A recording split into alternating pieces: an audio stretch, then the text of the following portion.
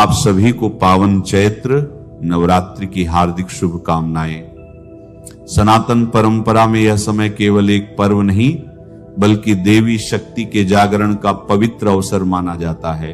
नवरात्रि का शाब्दिक अर्थ है 9 रातें।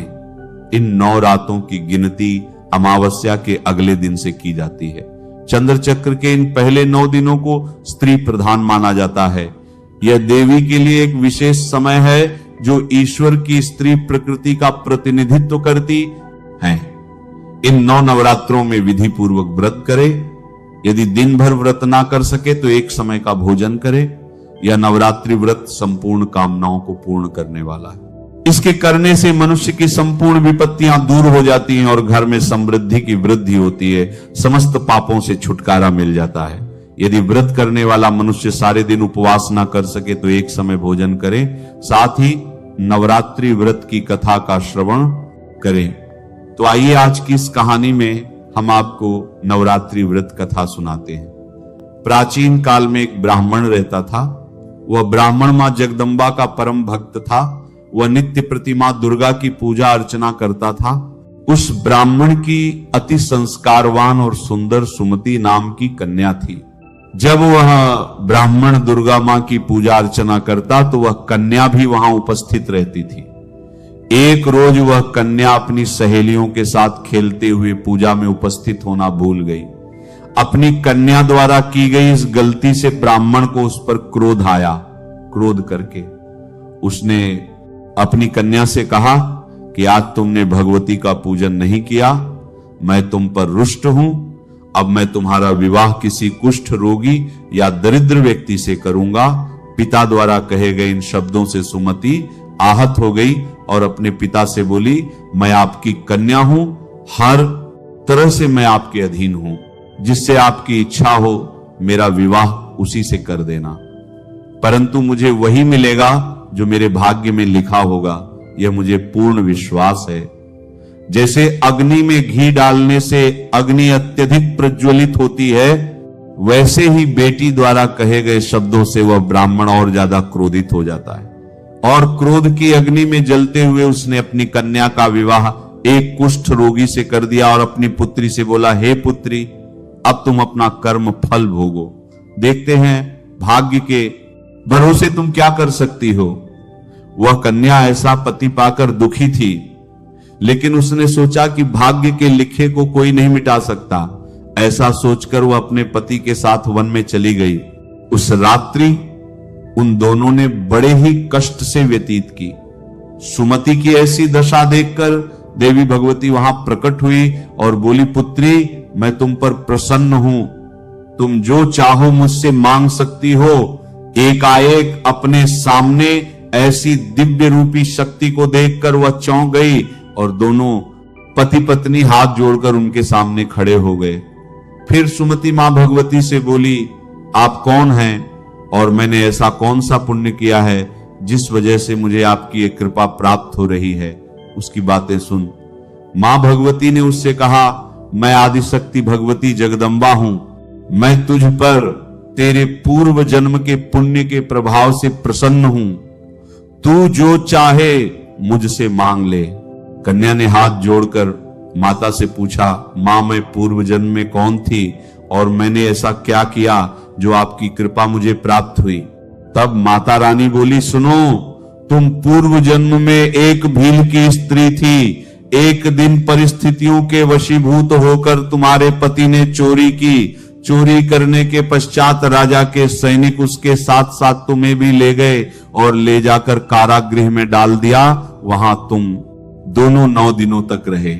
उस दौरान तुम दोनों ने न भोजन किया न जल ग्रहण किया। वह समय मेरे नवरात्रों का था और तुम पूरे 9 दिनों तक मेरी आराधना करती रही।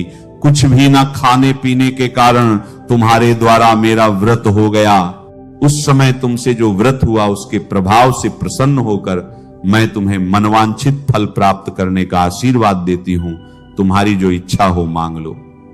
फिर सुमति बोली, मां, अगर आप मुझ पर प्रसन्न हो तो आप मेरे पति को कोढ़ मुक्त करो। यह सुनकर माता बोली, उन दिनों जो तुमने व्रत किया था उस 9 दिन के व्रत का पुण्य पति का कोढ़ दूर करने के लिए अर्पण कर दो। उस पुण्य के प्रभाव से तेरे पति का कोढ़ दूर हो जाएगा। यह सुनकर वह कन्या बड़ी प्रसन्न हुई। फिर पल भर में उसका पति पूरी तरह कोढ़ मुक्त और निरोग हो गया और अब वह बहुत ही सुंदर और कांतिवान हो गया। अपने पति की ऐसी काया देखकर वह कन्या देवी की स्तुति करने लगी और बोली, आप दूसरों की दुर्गति को दूर करने वाली, तीनों लोकों के संकटों को हरने वाली और समस्त दुखों को दूर करने वाली, रोगी मनुष्यों को निरोग करने वाली, समस्त दुखों को हरने वाली, प्रसन्न होकर मनवांछित फल देने वाली जगत माता हो। मुझ निरपराध को मेरे पिता ने त्याग दिया। पिता के तिरस्कार से मैं वन में भटक रही हूं और अब आपकी कृपा ने मेरा उद्धार किया है। हे देवी, मैं आपको प्रणाम करती हूं, आप मेरी रक्षा करना। उसकी ऐसी स्तुति सुनकर देवी बहुत प्रसन्न हुई और उन्होंने उसको अति बुद्धिमान, धनवान और जितेंद्रिय पुत्र शीघ्र प्राप्त होगा ऐसा आशीर्वाद दिया। तो इस प्रकार देवी भगवती ने सुमति पर अपनी कृपा की। जैसी कृपा मां भगवती ने सुमति पर की, ऐसी कृपा वह सब पर करें। दोस्तों, जो भी इस व्रत को भक्ति पूर्वक करता है वह भौतिक सुखों को भोग कर अंत में मोक्ष को प्राप्त करता है। जय मां दुर्गा। नवरात्रि पूजा विधि। सबसे पहले पूजन स्थल पर चौकी लगा लें और इस पर लाल रंग का कपड़ा बिछा लें। अब इस चौकी पर कुछ अक्षत यानी बिना टूटे चावल रखें और इस पर देवी दुर्गा जी की प्रतिमा या चित्र स्थापित करें। अब एक लोटे या कलश में शुद्ध जल भर ले। अब इसके अंदर एक सिक्का डालें। अब इसके ऊपर चावल से भरी एक प्लेट रख दें। इस कलश को माता की प्रतिमा के बाईं ओर 9 दिनों के लिए रख दें। इसे आपको रोज स्थापित नहीं करना है। इसके पश्चात आप पूजन स्थल पर गणपति जी की प्रतिमा को विराजमान करें। अगर आपके पास प्रतिमा नहीं है तो सुपारी के रूप में भी बप्पा जी को विराजमान कर सकते हैं। भगवान गणेश और देवी दुर्गा जी पर पुष्प से शुद्ध जल का छिड़काव करें। अगर आप अखंड ज्योत नहीं जला पा रहे हैं तो आप केवल घी का दीपक जला लें।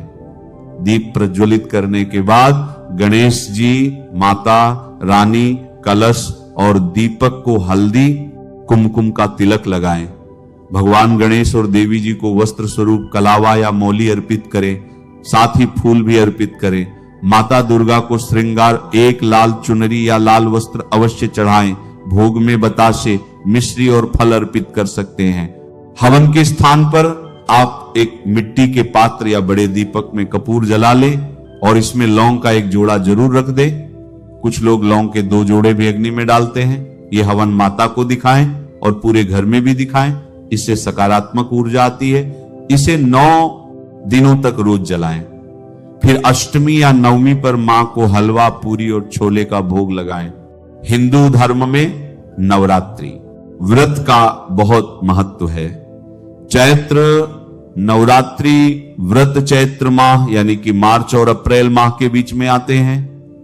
नवरात्रि में मां दुर्गा के 9 रूपों की पूजा आराधना की जाती है।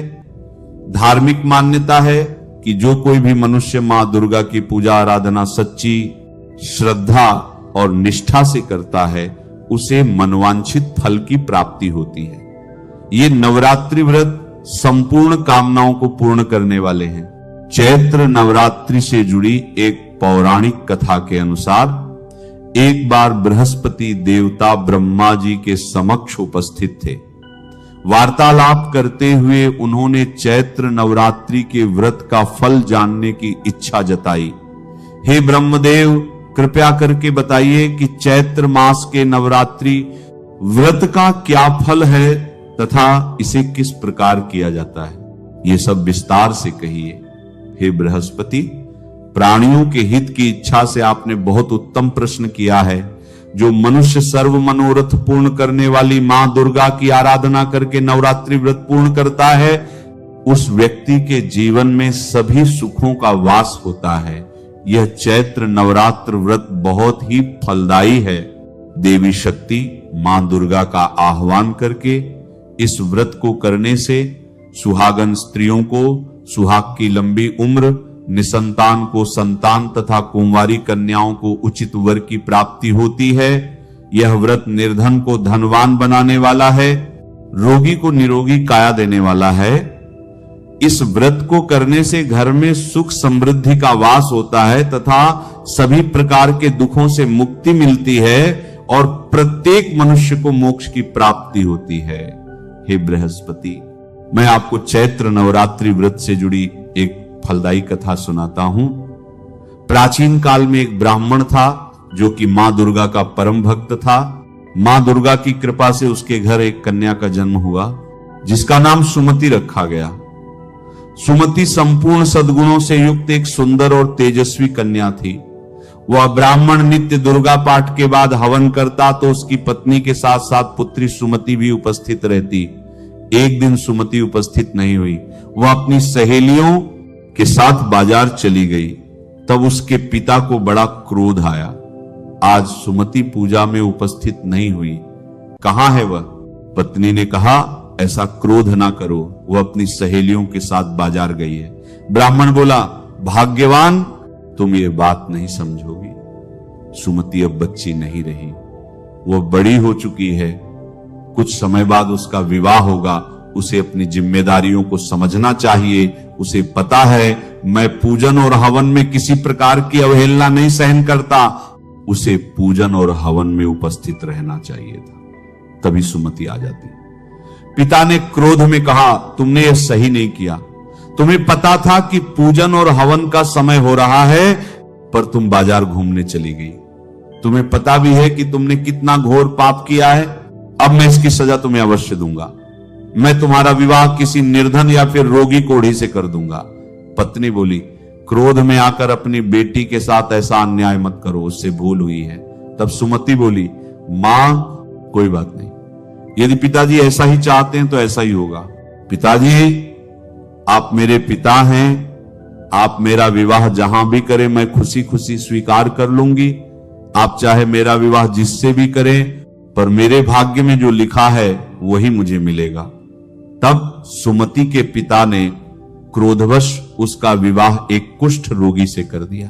तब वो निराश होकर अपने पति के साथ जंगल में भटक भटक कर जीवन बिताने लगी। जंगल में भयानक जानवर कभी कभी सुमति को डरा देते थे। सुमति मां दुर्गा का नाम लेती थी क्योंकि वो बचपन से ही अपने पिता को मां दुर्गा की स्तुति करते देखती आई थी। वो प्रार्थना करती, हे मां दुर्गा, मैंने बचपन से ही पिताजी के साथ आपका नाम लिया है, आपको पूजा है, मेरी सहायता करो देवी मैया। मैं इस बियाबान जंगल में अपने पति के साथ दर दर भटक रही हूं, मेरी विनती सुनो मैया। तब सुमति की प्रार्थना सुनकर देवी भगवती प्रकट हुई और सुमति से वरदान मांगने को कहा। हे पुत्री, मैं तुमसे प्रसन्न हूं, मुझसे जो चाहे वरदान मांग लो। सुमति बोली, हे आदि शक्ति मां जगदम्बा, कहते हैं आपका नाम लेने से ही दुखियों के दुख दूर हो जाते हैं।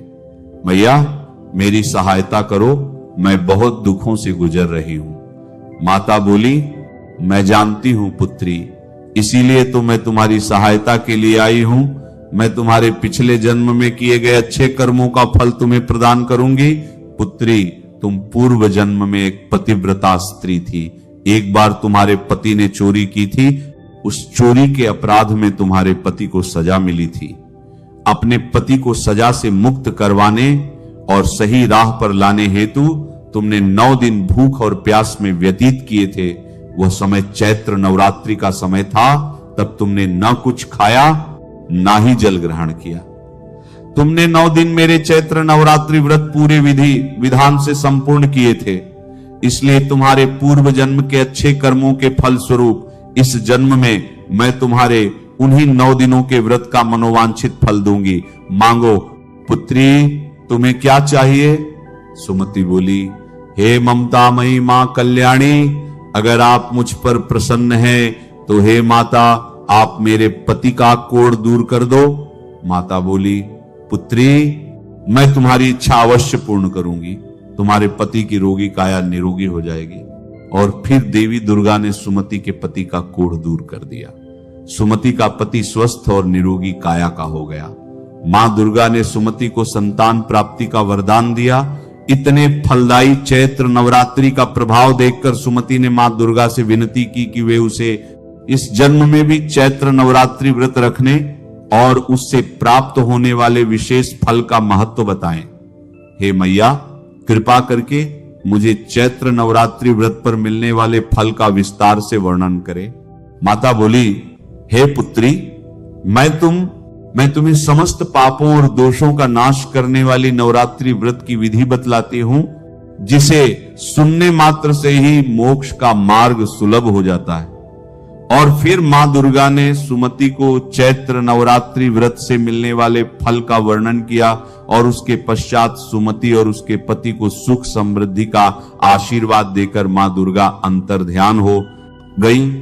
सुमति अपने पति के साथ वापस अपने गांव लौट आई।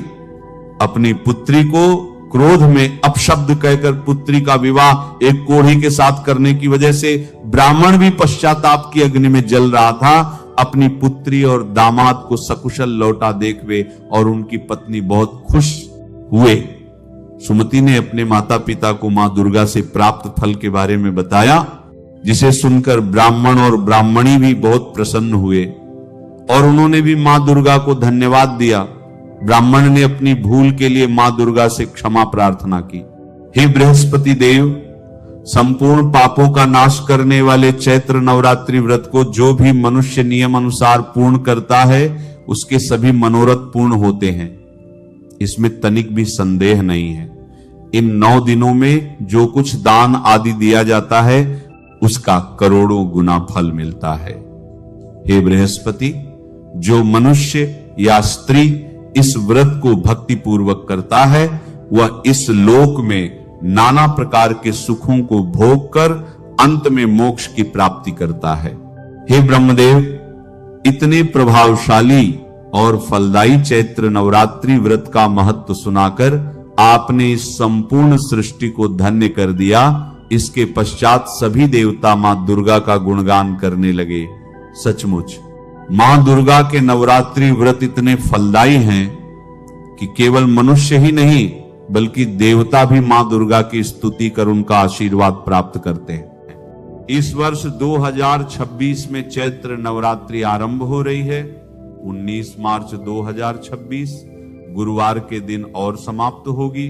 27 मार्च 2026 शुक्रवार के दिन इस बार विक्रम संवत 2083 का भी आरंभ हो रहा है, यानी हिंदू नव वर्ष की शुरुआत भी इसी दिन से होगी। और सबसे विशेष का संपूर्ण कैलेंडर, किस दिन किस देवी की पूजा होगी और उस दिन उनका कौन सा रंग रहेगा। नवरात्रि का पहला दिन इस बार रहेगा 19 मार्च गुरुवार को। नवरात्रि के पहले दिन मां शैलपुत्री की पूजा की जाती है, उनका रंग पीला है। प्रथम दिवस घट स्थापना के साथ मां शैलपुत्री की पूजा होती है। पर्वतराज हिमालय की पुत्री होने के कारण उन्हें शैलपुत्री कहा जाता है। वे वृषभ पर आरूढ़ होती हैं। उनके दाहिने हाथ में त्रिशूल और बाएं हाथ में कमल धारण करती है। नवरात्रि के दूसरे दिन यानी कि 20 मार्च शुक्रवार को मां ब्रह्मचारिणी की पूजा अर्चना की जाती है। उनका रंग हरा है। इस दिन चंद्र दर्शन भी होता है। मां ब्रह्मचारिणी तपस्या और संयम की देवी हैं। उनके दाहिने हाथ में जपमाला और बाएं हाथ में कमंडलू धारण करती हैं। नवरात्रि के तीसरे दिन यानी 21 मार्च शनिवार को मां चंद्रघंटा की पूजा आराधना की जाएगी। उनका रंग धूसर रहेगा। इस दिन गौरी पूजा और सौभाग्य तीज भी आ रही है। मां चंद्रघंटा के मस्तक पर अर्धचंद्र घंटे के आकार में सुशोभित है और यह भक्तों को भय से मुक्ति प्रदान करता है। नवरात्रि का चौथा दिन आ रहा है 22 मार्च रविवार के दिन और नवरात्रि के चौथे दिन मां कोष्मांडा की पूजा की जाती है। उनका रंग नारंगी है। मां कोष्मांडा ने अपनी मंद मंद मुस्कान से इस संपूर्ण ब्रह्मांड की रचना की थी। यह सूर्य लोक में निवास करने की शक्ति रखती हैं और इस दिन वासुदेव चतुर्थी भी पड़ रही है। नवरात्रि के 5वें दिन यानी कि 23 मार्च सोमवार को मां स्कंदमाता की पूजा अर्चना की जाएगी। उनका रंग श्वेत है। भगवान कार्तिकेय की माता होने के कारण देवी दुर्गा का एक नाम स्कंदमाता पड़ा है। इस दिन नाग पूजा और लक्ष्मी पंचमी भी है। नवरात्रि का छठा दिन आ रहा है 24 मार्च मंगलवार को और इस दिन मां कात्यायनी की पूजा की जाएगी। उनका रंग लाल रहेगा। महर्षि कात्यायन की तपस्या से प्रसन्न होकर देवी ने उनके यहां पुत्री रूप में जन्म लिया था और इसीलिए उन्हें कात्यायनी कहते हैं। इस दिन स्कंद षष्ठी और यमुना छठ मनाई जाएगी। नवरात्रि का 7वां दिन है 25 मार्च बुधवार को, और इस दिन मां कालरात्रि की पूजा की जाएगी। उनका रंग है गाढ़ा नीला। महासप्तमी के दिन मां कालरात्रि की पूजा होती है। ये अंधकार और नकारात्मक शक्तियों का नाश करने वाली देवी हैं। नवरात्रि का 8वां दिन यानी 26 मार्च 2026 गुरुवार, इस दिन मां महागौरी की पूजा की जाएगी। उनका रंग गुलाबी है। इस दिन दुर्गाष्टमी, संधि पूजा और अन्नपूर्णाष्टमी, ये तीनों का संयोग बन रहा है। इस दिन संधि पूजा का समय रहेगा प्रातः 11:24 से लेकर 12:12 तक। और सबसे विशेष बात यह भी है कि इस बार रामनवमी भी 26 मार्च को कई लोग मना रहे हैं, यानी कि अष्टमी और रामनवमी का दुर्लभ संयोग भी बन रहा है। अष्टमी का वह दिन भी है जब कन्या पूजन किया जाता है और हवन किया जाता है। उसके बाद आता है नवरात्रि का अंतिम और 9वां दिवस। वह इस बार आ रहा है 27 मार्च 2026 शुक्रवार के दिन। 9वें दिन मां सिद्धिदात्री की पूजा की जाती है और उनका रंग बैंगनी है। यह नवरात्रि का अंतिम दिन रहेगा। इस दिन नवरात्रि व्रत का पारण होगा, उद्यापन होगा। मां सिद्धिदात्री अपने भक्तों को सभी प्रकार की सिद्धियां प्रदान करती हैं। इस दिन नवरात्रि की पूर्णाहुति होगी, कलश विसर्जन किया जाएगा और व्रत खोला जाएगा। चलिए अब देखते हैं कि इस बार अष्टमी और नवमी तिथि कौन से दिन आ रही हैं और इस दिन के शुभ मुहूर्त कौन से हैं।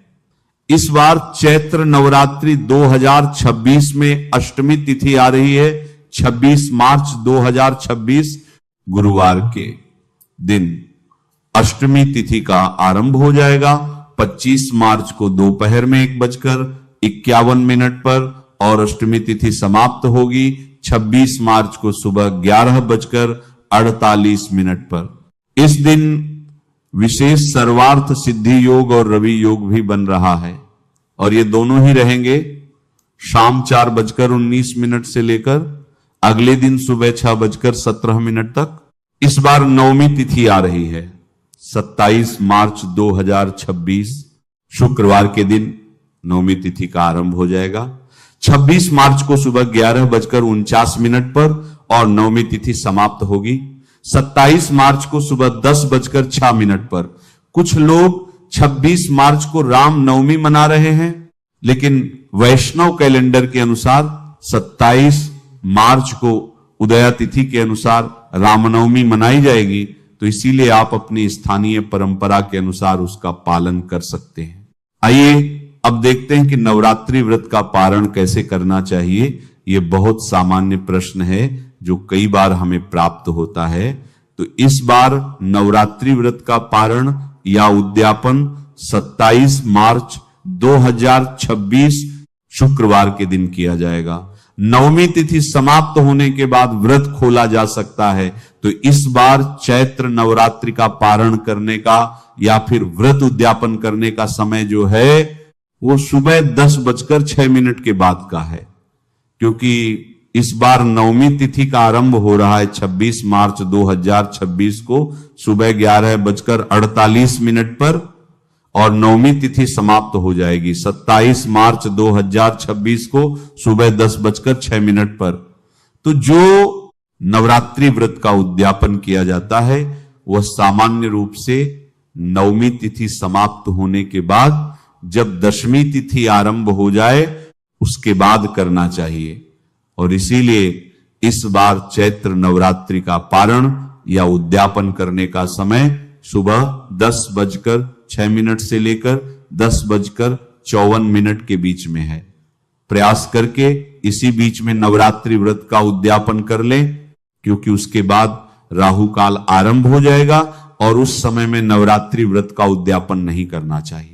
अगर इस समय में आप व्रत नहीं खोल पाते, उद्यापन नहीं कर पाते, तो दूसरा भी एक और शुभ मुहूर्त हमें प्राप्त हो रहा है और वह है दोपहर का। दोपहर में 12:57 से लेकर 3:17 के बीच में भी आप यह व्रत खोल सकते हैं।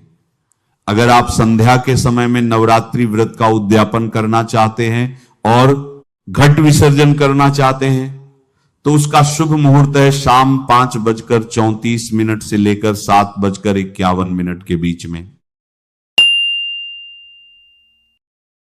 हे अम्बे दुर्गा, जो हमारी वीडियो देख रहे हैं उनके घर में सदैव अपना स्थान बनाए रखना, उनकी खाली झोली खुशियों से भर देना। जय माता दी जरूर लिखें। नवरात्रि के 9 दिन आदि शक्ति माँ दुर्गा को समर्पित होते हैं। नवरात्रि के 9 दिन माता रानी के 9 अलग अलग स्वरूपों का पूजन किया जाता है। नवरात्रि के 9 दिनों तक माता रानी को अलग अलग स्वरूप के हिसाब से अलग अलग पुष्प, अलग अलग भोग अर्पित किए जाते हैं।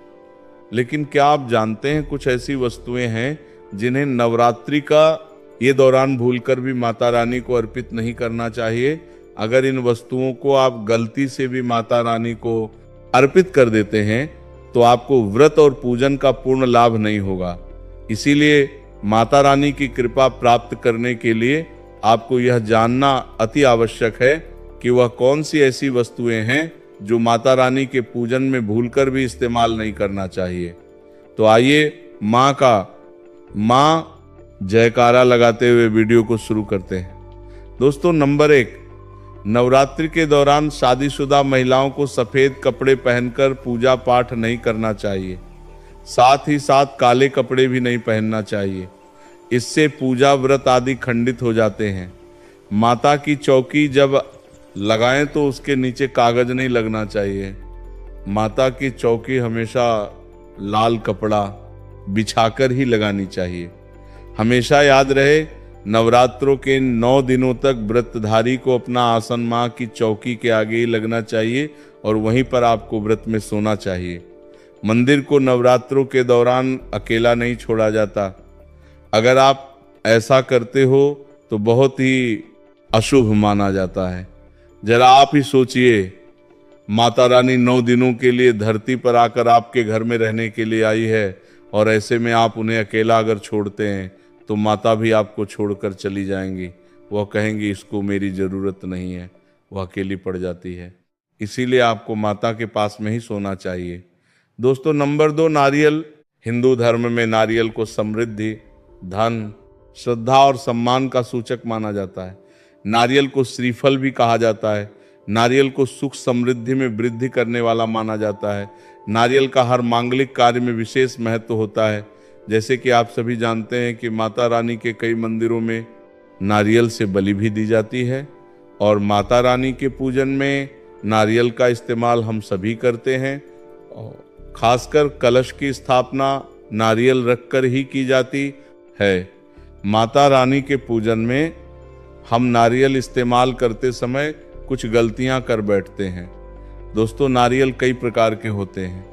एक हरा, दूसरा सूखा, जिसके अंदर पानी होता है। जिस नारियल के अंदर पानी होता है, माता रानी के पूजन में सदैव पानी वाला और जटा वाला नारियल ही इस्तेमाल करें। नारियल पूर्ण होना चाहिए। नारियल चटका हुआ या टूटा हुआ नहीं होना चाहिए, क्योंकि साबुत नारियल ही पूर्ण और पवित्रता का प्रतीक होता है। साबुत नारियल ही सुख समृद्धि का प्रतीक होता है।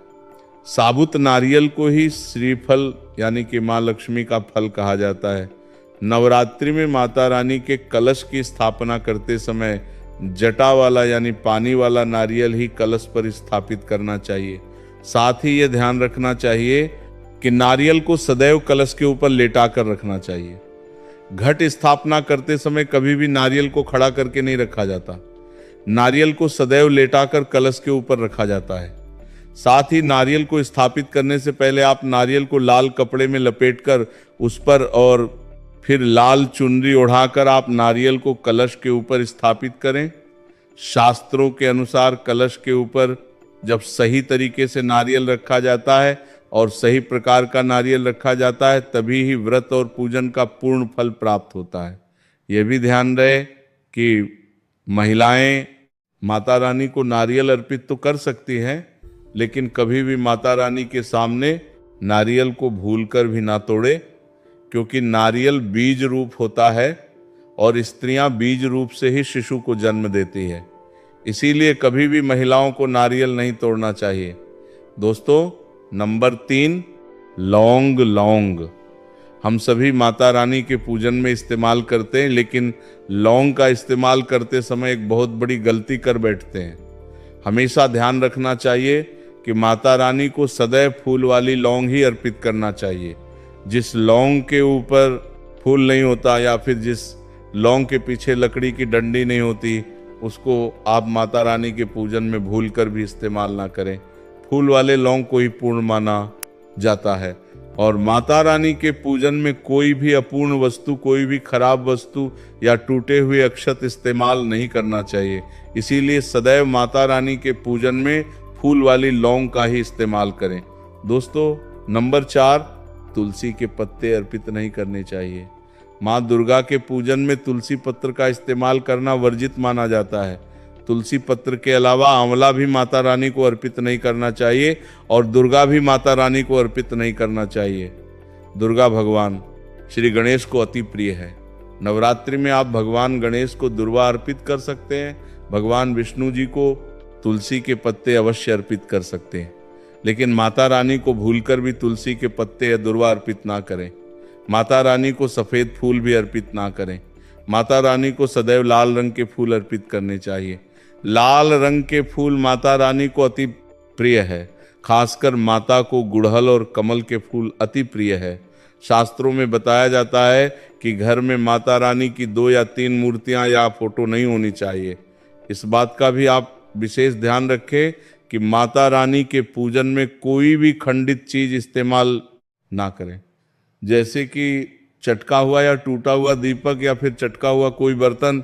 साथ ही ये भी ध्यान रहे कि लोहे की और प्लास्टिक के बर्तन आप माता रानी के पूजन में इस्तेमाल ना करें, क्योंकि प्लास्टिक के चाइनीज बर्तन हड्डियों के पाउडर से मिलकर बनते हैं।